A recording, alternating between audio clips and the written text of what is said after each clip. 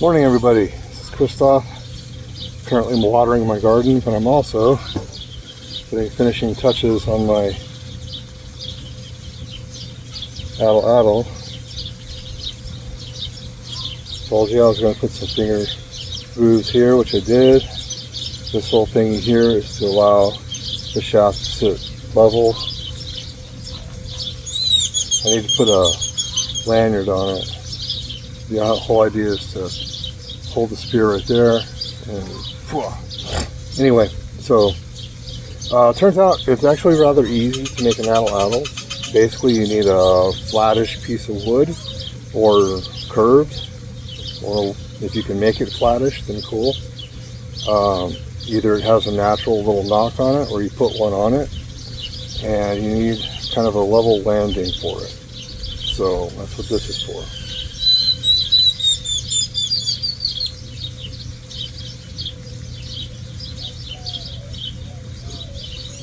So when I say finishing touches, I'm taking my sharpening stone, which is coarse, and I'm smoothing out some sharpened edges. But, so as I was saying, it's not that hard to make an Atlatl. It's actually fairly easy to make a simple one.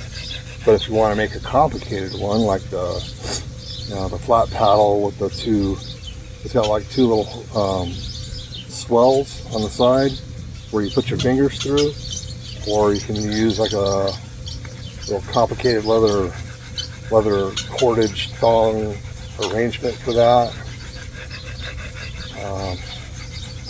which is kind of what the Aztec and Mayans did. You can just have a flat piece of wood, as long. I'm told that actually I have conflicting information here. Some say that it has to be the length of your forearm. Some say that it has to be the length of your arm, in which case this would be a little bit short. And whatever works, right? Now, the hard part, or should I say the more complicated part, would be making a good dart or a small spear.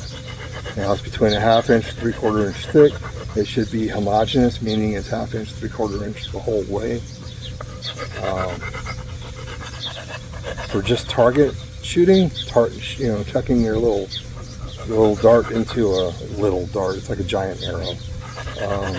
Chucking your dart into a target at whatever range, you can get away with just a hardened, sharpened point on your piece of wood, which is what I've been doing. And then you go for hunting. There's actually a couple different types. There's the small game hunting, which is you put like a little ball at the end of it because you don't want to. Well, it's too big of a weapon to be shooting at rabbits. So if you put a small ball at the end of it, you're going to be knocking them unconscious and running up and getting them. It's like using a bow and arrow. And there's actually been, I was listening to this one seminar it was an archaeological seminar, kind of talking about the overlap of Atlatls and bows. Dogs are messing around. And what they're saying is that, yes, Atlatls were first. You had spears, Atlatls, but you also have a number of other hunting implements. Now understand that these were not strictly hunting implements. They were also weapons of war. The Aztecs and the Mayans are shown in their woodcuts as using these things for warfare, which brought another thing to mind. I'll talk about that in a second. So you have lots of different variations of this. Flat, simple with a little notch. You have curved like this with a big notch and a landing. That's kind of what this is, but this is kind of a reverse curve.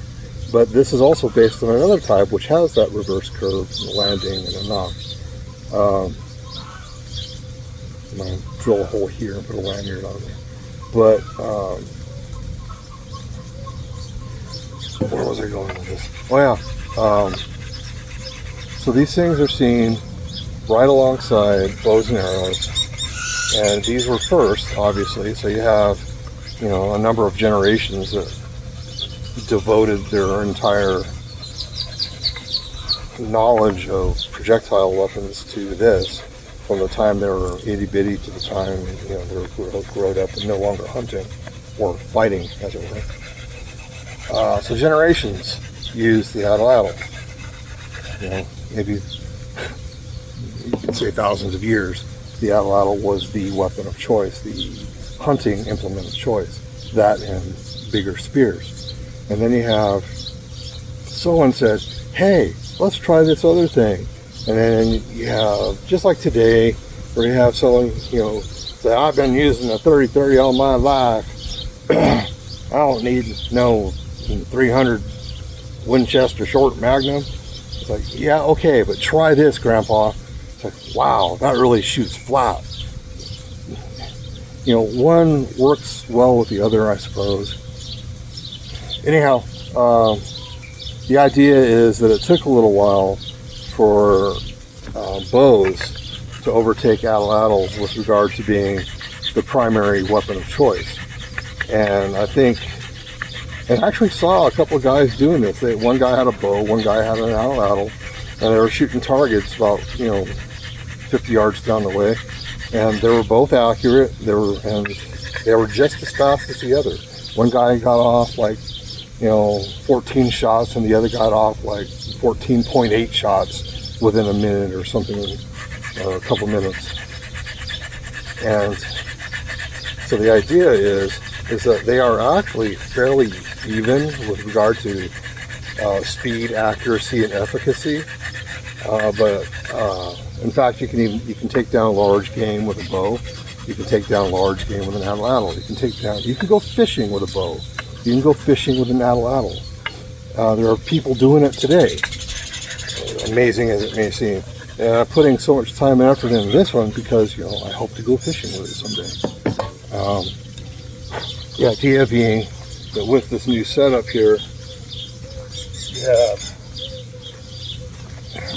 this is horribly curved, but if I hold it this way, it's flat. You can see that it sits flat like that. So if I flip it around and knock it, put it like this, see how nicely that works? So I can, wow, that flew really well. I wish I'd had a pan on that. Yeah. Ooh, that flew nice and flat for about 30 feet that way, and it wasn't really even that hard of a launch. Lots of power, not a toy.